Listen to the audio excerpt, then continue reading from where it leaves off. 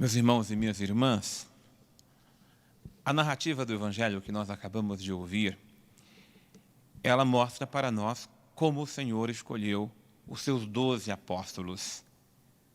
Antes de entrar propriamente neles, é preciso observar a ação do coração do Mestre. Como é que Jesus faz escolhas na vida? Eu digo isso porque todos nós precisamos fazer escolhas na vida. E as escolhas somos nós que fazemos. É você que escolhe com quem você vai casar. É você que escolhe aonde você vai morar. É você que escolhe se vem, se não vai. Se levanta ou se fica dormindo. E todas as escolhas têm suas consequências. Outros gostam de jogar as escolhas para cima de Deus. Deus é quem sabe. Não. As escolhas da vida são responsabilidade nossa. E cada um deve, de uma forma muito serena, sensata e, acima de tudo, madura, ter responsabilidade pelas suas escolhas. É uma das exigências da existência humana. As outras espécies da natureza não têm essa mesma liberdade nem esse mesmo poder que nós temos. Então, nós precisamos fazer as duas coisas. Tomar consciência de que cabe a nós fazer as escolhas da vida e ter a ciência de que nós precisamos ter responsabilidade com aquilo que nós escolhemos fazer. Jesus para nós é a escola de vida. Ele é o Senhor da vida.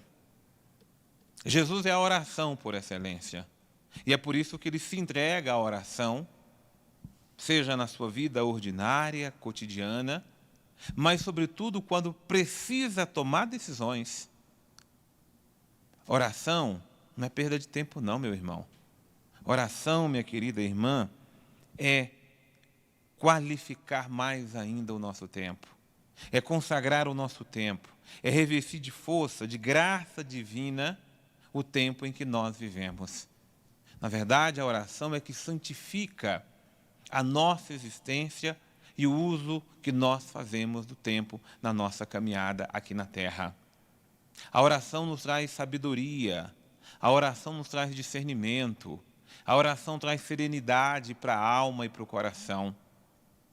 Vivemos em tempos onde o coração se entrega facilmente para as ansiedades da vida.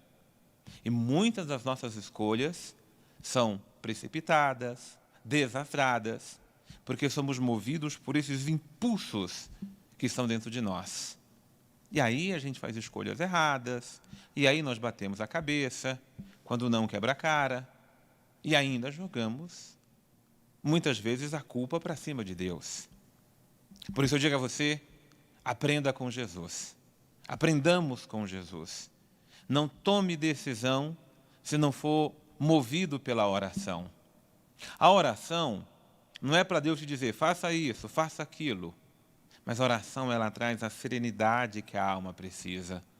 A oração traz aquela sabedoria para a gente tirar o que está correto e aquilo que não está correto. A oração, ela traz luz, mas ela jamais tira o nosso poder de decisão. Por isso, faça escolhas na vida, porque nós precisamos escolher cada dia viver. Se hoje você não decidir viver, a escolha é sua. Agora, cada dia você pode decidir viver bem melhor. E a gente pode até tomar a decisão de consertar as decisões erradas que nós tomamos. Com sabedoria, com prudência e, sobretudo, com a luz da graça de Deus. E é por isso que nós precisamos, de fato, sermos pessoas orantes.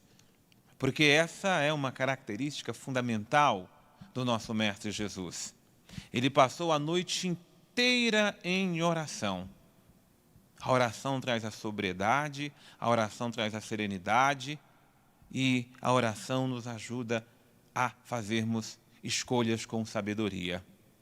Porque o Mestre Jesus tinha uma quantidade de discípulos que o seguia, que fazia parte da sua escola.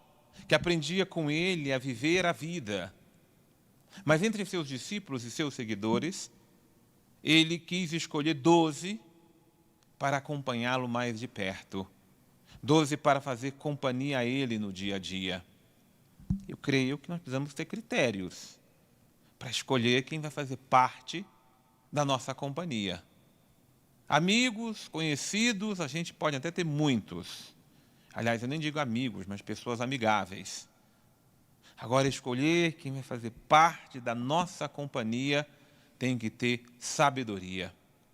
É por essa sabedoria que o Mestre Jesus foi movido. E é por isso que ele chamou cada um pelo nome. Já faziam parte da companhia do Mestre, mas agora ele os designou, conferiu a eles uma graça. Eu até digo uma graça dupla. A graça da proximidade, a graça de estarem com o Senhor no dia a dia, para aprender dele, mas ao mesmo tempo também para ser enviados por ele. Porque a palavra apóstolo é justamente isto, é aquele que é enviado. E você vê que a missão de Jesus é uma missão árdua, exigente. É a missão de salvar, de resgatar almas. E os seus apóstolos são enviados por ele para fazer aquilo que ele mesmo fazia. Essa é a missão do apostolado. Mas eu volto ainda a esse ponto essencial. A importância da oração na nossa vida cotidiana. A importância da oração para ter sabedoria naquilo que vamos fazer e realizar. Você veja que ele sendo mestre, veja ele sendo filho de Deus, veja ele sendo movido sempre pela oração, ele escolheu 12. Mas entre os 12 que ele escolheu, teve um Judas, não o de hoje, que é o apóstolo Judas Tadeu. Teve um Judas, o Iscariotes, que foi o traidor. Aí você podia pensar, puxa, mas ele sabia que Judas iria o trair, por que ele escolheu? Eu vou dizer, pelo mesmo motivo que ele escolheu a mim e a você, para que eu e você possamos nos restaurar, nos curar, para não trairmos. Nem por isso Deus deixou de nos chamar, porque nós somos pecadores, porque temos fragilidades, porque temos falhas. Porque por esse critério não teria chamado e escolhido nenhum dos seus apóstolos. Por esse critério não teria chamado nem a mim nem a você. Porque não é por perfeição que Deus chama. Deus chama é por amor. E talvez o mais sórdido pecador também é chamado por Ele. Com o critério do amor, da misericórdia.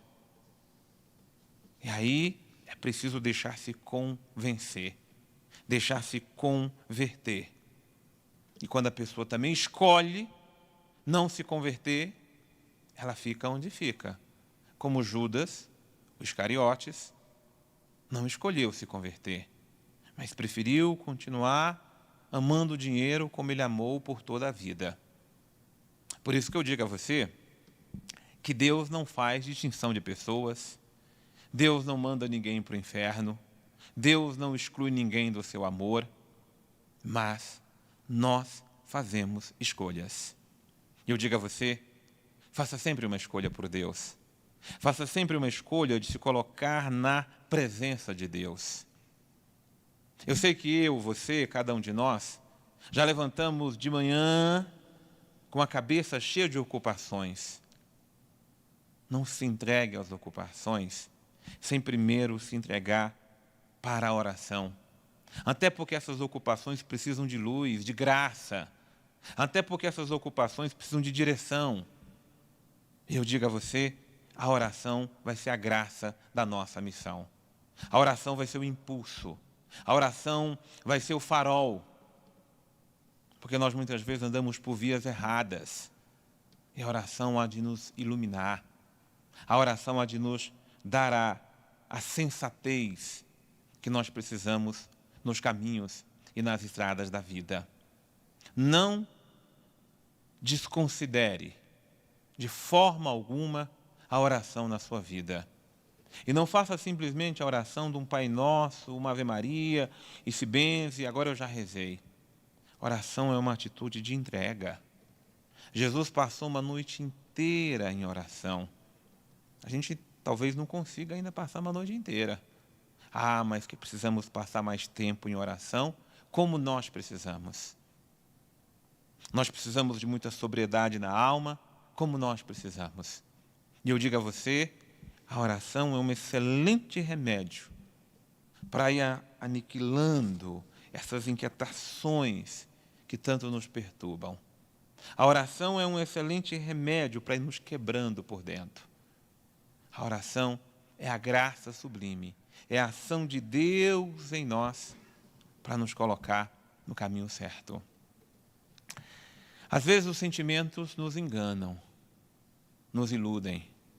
E nós muitas vezes somos movidos por esses sentimentos, por esses impulsos. O impulso da raiva, do medo, da angústia.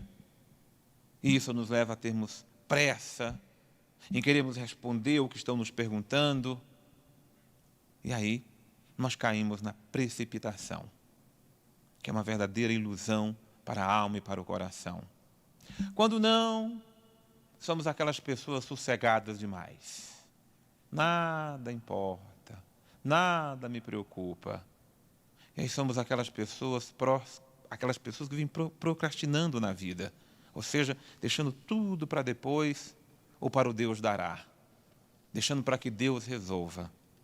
Cuidado, muita coisa na sua vida se perdeu porque você não resolveu, porque você não tomou atitude, porque você não tomou a decisão. Você foi deixando para que o tempo, para que Deus, ou seja lá para quem resolva por você. Nenhuma coisa, nem outra. É no poder da oração que nós buscamos o discernimento. Nós buscamos a luz da graça. Nós tomamos a coragem que nós não temos ou nos contemos, porque muitas vezes nós não sabemos nos conter. E a oração, ela traz a direção que nós precisamos. A igreja que temos hoje é uma igreja apostólica, fundada sobre o alicerce dos apóstolos. Assim como Israel foi fundado sobre os 12 filhos de Jacó, os 12 filhos de Israel, a igreja do Senhor é a nova Israel. E a nova Israel é fundada sobre esses 12 apóstolos, que o Senhor amou, que o Senhor escolheu, para que o evangelho pudesse chegar em toda parte. Se houve apóstolo que fracassou, eu vou olhar para aquele que testemunhou. E hoje nós olhamos os exemplos de Simão e Judas Tadeu. Os evangelhos não falam muito sobre eles. Já basta qualificá-los como apóstolos. Foram fiéis ao Senhor até a morte. Derramaram o seu sangue por causa de Cristo. Pregaram o evangelho em países distantes. E foram testemunhas do Senhor até a morte. Isso para nós é o suficiente para saber que não precisa de muita coisa, não, mas é preciso o essencial para ser apóstolo de Jesus. Um homem de oração e, a partir da oração, ter a missão de levar o nome de Jesus, a graça do Evangelho, aos corações onde Deus nos enviar.